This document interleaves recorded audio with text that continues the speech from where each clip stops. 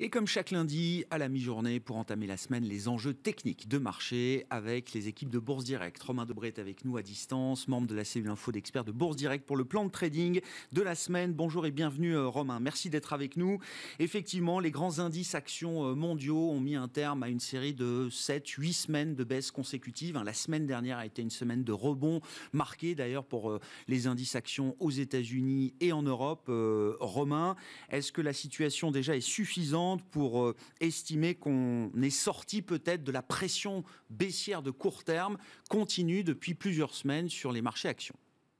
Bonjour Grégoire. Oui, effectivement, on le pense en tout cas.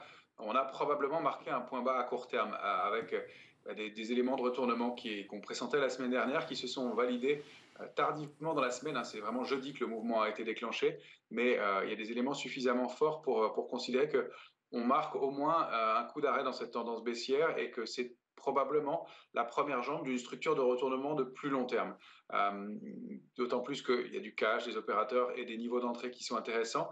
Donc, il se produit quelque chose. On a même un peu de soutien dans ce mouvement haussier, c'est-à-dire que la position ouverte sur le futur CAC 40 a progressé jeudi et vendredi au cours des deux séances de progression de 6700 contrats futurs. Donc, il y a un peu de soutien dans ce mouvement. Reste que les vendeurs avaient la main, qu'il y avait un peu de pression baissière et qu'il va y avoir des niveaux charnières à déborder, on va les détailler ensemble, mais que aussi les volumes pêchent un peu pour l'instant encore. Alors on va voir, ça peut venir et s'étoffer, mais on a besoin pour retourner un mouvement de marché que les volumes viennent en soutien. Et là, pour l'instant, c'est encore un peu modéré. On constate aussi que immédiatement, et dès qu'on remonte un petit peu sur l'indice parisien, eh bien, autour des 6500 points, le ratio de couverture diminue rapidement. C'est-à-dire que la protection est plus basse dans les portefeuilles. C'est compréhensible, la couverture coûte cher.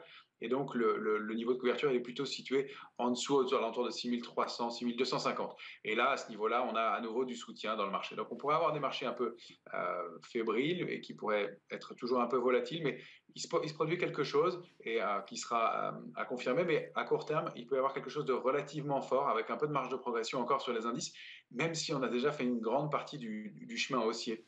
Ouais. Si on essaye effectivement de cadrer un peu techniquement l'idée de ce rebond, Romain, qui a déjà démarré, vous faites bien de le dire, il y a déjà quelques séances de forte reprise sur les indices actions. Si on prend le S&P 500 américain comme référence, qu'est-ce qu'on peut dire en termes de cible, en termes d'objectifs peut-être qu'on peut se fixer dans le cadre d'un rebond sur le marché américain? Et puis qu'est-ce qu'on peut dire aussi des horizons de temps qu'on peut avoir sur l'idée d'un rebond qui pourrait continuer de se développer?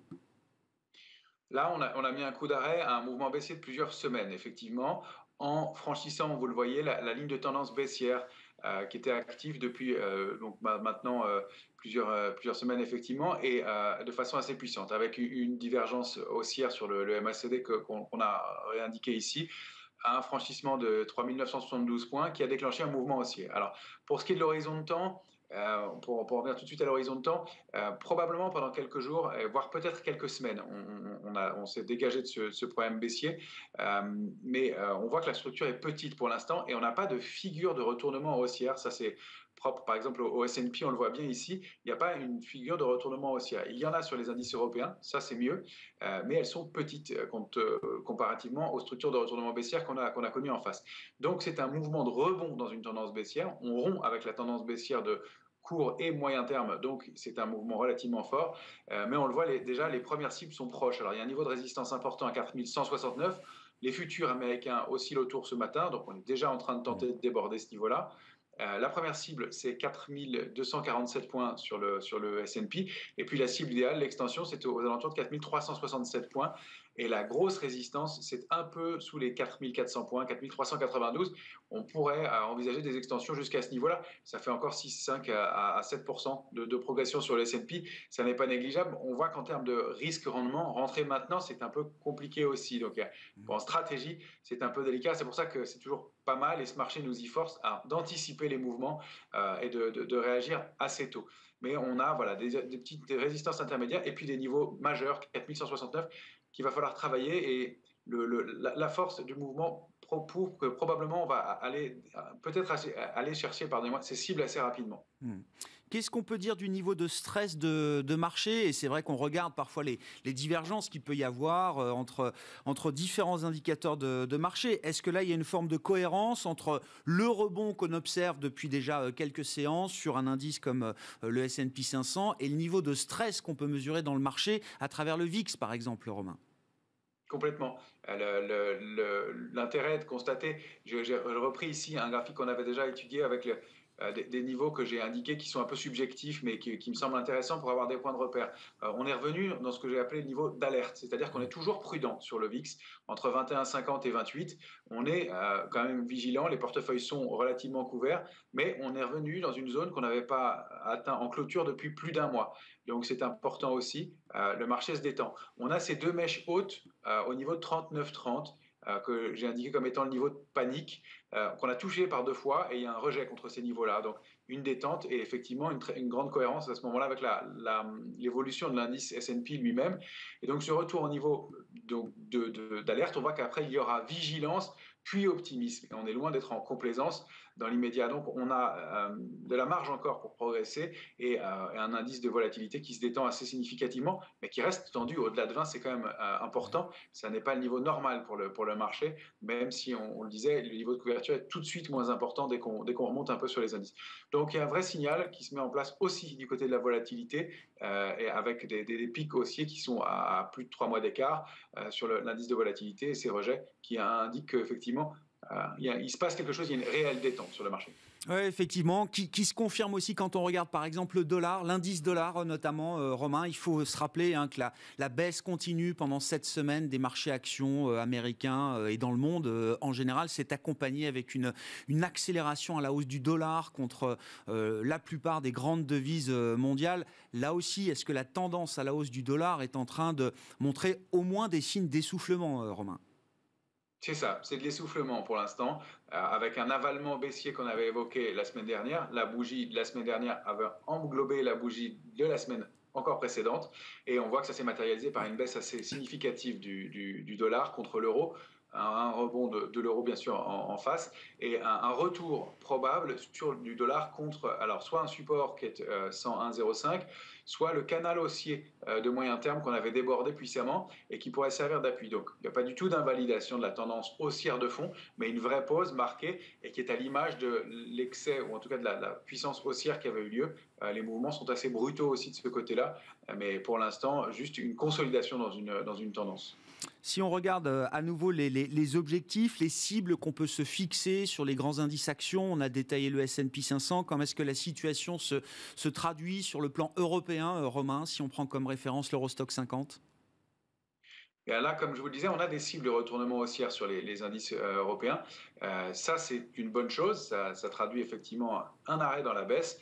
Et cette structure de retournement en épaule, tête-épaule inversée, je ne l'ai pas indiqué, on la retrouvera sur le futur CAC 40 après, mais on a franchi cette ligne de coup puissamment. On a enregistré 5 séances d'affilée de hausse, et dont la séance du jour.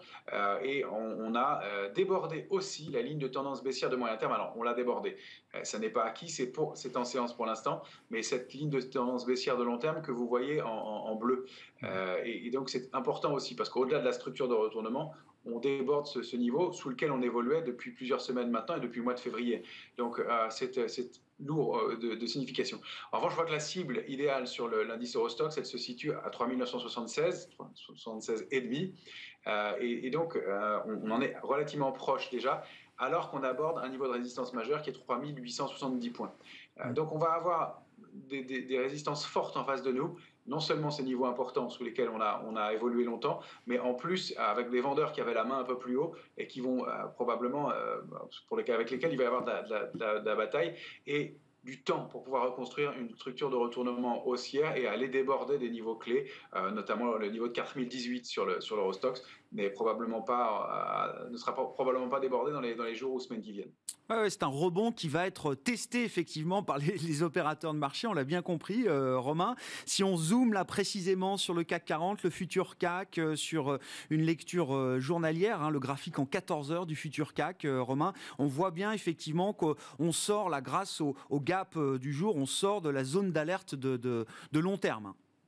Exactement. On sort du canal baissier à nous aussi ce matin, après avoir débordé la ligne de coude, la figure de retournement haussière en épaule tête-épaule inversée, on voit bien le ETE qu'on laissait en suspens lundi dernier. Il est validé cette fois-ci, bien entendu.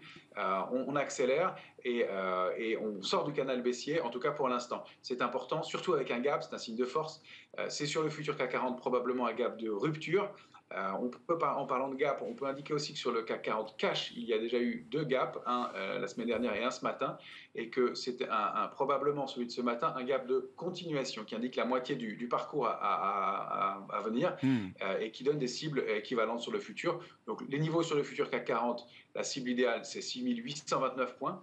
On va déjà devoir s'affranchir de 6548,5 qui est un niveau fort en clôture. Pour l'instant, on oscille autour. On est un peu en train de s'installer au-dessus, mais on oscille autour. Et puis, on a une très grosse zone à déborder qui est la zone 6680, 6741 points. C'est sous ce niveau-là qu'on a construit toute la baisse. Et ça aussi, ça va être une zone d'enjeu forte pour les opérateurs. Et il va probablement y avoir une bagarre assez importante et intense sur ces niveaux-là. On n'y est pas encore, mais voilà de quoi laisser un scénario haussier et de l'ouverture pour les semaines à venir. Alors évidemment, le retour sous 6486 serait pas bon, il invaliderait en partie le mouvement. C'est surtout 6400 points, donc 6398 sur le futur CAC 40 qu'on aurait des signaux de faiblesse. Clairement à court terme, mais l'invalidation de long terme, elle est lointaine maintenant, elle est sous 6160 points. On s'en éloigne et c'est tant mieux. Et ça laisse présager d'un scénario encore haussier pour quelques semaines. Bon, on retrouve un peu de confort à court terme. Pour conclure, Romain, et je sais que c'est une valeur référence que vous aimez bien nous montrer le lundi dans le plan de trading, c'est Kering. La valeur qui a craqué en premier, il faut se souvenir, c'était déjà en août 2020 qu'on avait eu ce choc sur le secteur du luxe, Kering étant l'emblème. Et c'est vrai que quand on regarde le graphique de Kering là, que vous nous proposez, en dézoomant un peu, effectivement, on voit bien quand même où on se situe pour une valeur comme Kering, effectivement, qui a été emblématique de la baisse des marchés ces derniers mois. Exactement, voilà. Elle est significative en ce moment. Ça a été notre premier warning au mois d'août dernier. Et en effet, elle a encaissé une baisse très significative. Elle a rompu même le canal haussier de long terme précédent, l'ancien canal haussier de long terme qui est en noir. Elle en est sortie par le bas et puis elle a évolué au sein d'un canal baissier de moyen terme qui celui-ci est en bleu et effectivement elle en sort ce matin avec un gap elle aussi, alors toujours dans des volumes qui sont un peu faibles compte tenu des circonstances. Alors les marchés américains sont fermés aussi aujourd'hui pour Memorial Day, donc évidemment ça ne permet pas d'alimenter des volumes extraordinaires, mais il y a un petit peu de soutien quand même. Il se passe quelque chose globalement d'ailleurs sur le secteur du luxe.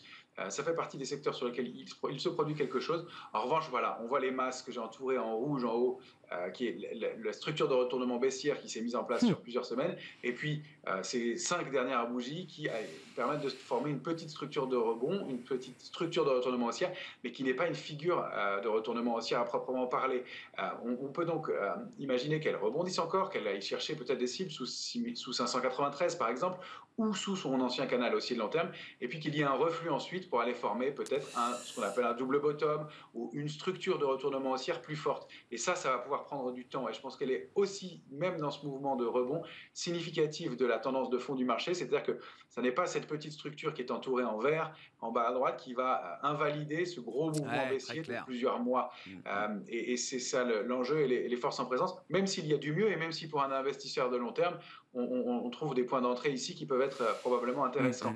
Mais il y a fort à parier et les cycles l'indiquent aussi et le timing, avec le timing de l'été probablement qui va être compliqué, qu'on va revoir des points bas et que la structure n'est pas assez forte pour retourner le marché dans l'immédiat. On va probablement avoir des répliques baissières. Pour l'instant, le mouvement est en place et on en profite et on l'accompagne bien entendu.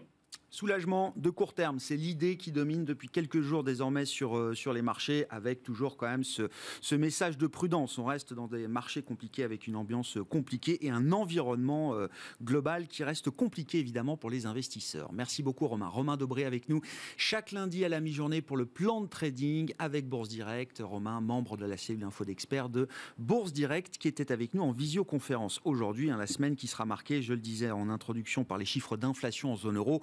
Et puis un rapport mensuel sur l'emploi aux États-Unis qui sera publié ce vendredi à 14h30.